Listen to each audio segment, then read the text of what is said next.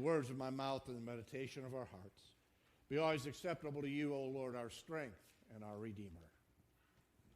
You sit.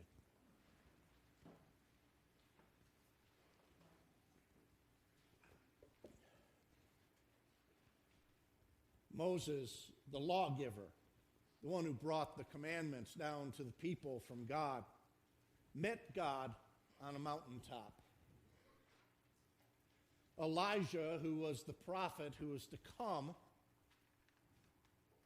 met God also on a mountain in a cave by a still small voice. And now here on a mountain, Moses and Elijah were meeting God in Christ Jesus. And then they were gone. All of the law and all of the prophetic writings were completed in the person of Jesus Christ. He was now the fulfillment of the law and the fulfillment of all the prophecies. And Peter, James, and John saw and heard God on the mountaintop. They saw Jesus change. They say he was transfigured. In Greek, that word is to have been metamorphosized, metamorphosis. In fact, in the Greek and Eastern Orthodox churches, the feast that this celebrates is called the Metamorphosis instead of the Transfiguration. Now, I would say that the disciples were changed as well by seeing this glory of God in Christ and seeing the law and the prophets made perfect in him. I think that they were changed too. It was important enough to Peter that he talked about it. In the reading from 2 Peter, he makes clear that people know that he, among others, was there when this happened. They were changed. I think there on that mountaintop at that moment, the disciples' metamorphosis began. I have a friend, Jeff, who is an entomologist, and he studies mostly butterflies.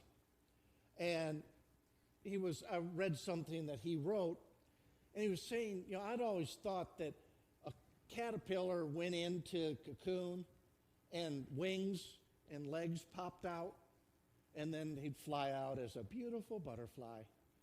But that isn't what happens. Inside the cocoon, the caterpillar completely dissolves down to the primordial goop, technical term, primordial goop from which it was made. And then over time, that goop forms back together into what becomes the butterfly. It takes the complete dissolution of the original creature to become something new and beautiful. The metamorphosis. Our metamorphosis, our change into the likeness of God in Christ starts with a complete dissolution of ourselves, of that self-centeredness, of that self-awareness, of that conceit, of that sin. Complete dissolution of that old self. That old self dissolves so that God can shape and mold that goop into something new and beautiful. It starts when we truly see Jesus as he is, as the Son of the living God, the beloved, in whom God is well pleased. When we first recognize the fullness of God's divinity and power in the person of Jesus Christ. when we see that, when we come to recognize that, I think that begins our metamorphosis, which is a process, and that we finally emerge in the image of God in Christ. So where can we see God? Where can we encounter this God of the mountaintop, this Jesus who completes the law and the prophets? There's a prayer that I try to say at the end of each service as I'm unvesting that says, "Blessed, praised, worshiped, and adored be Jesus Christ on his throne in glory, in the sacrament of the altar, and in the hearts of his faithful people." That's where we can find God in Christ. We see God in Christ. We see Jesus in the communion. As we come together, as we see the bread and the wine raise the body and blood of Christ, we can see Jesus.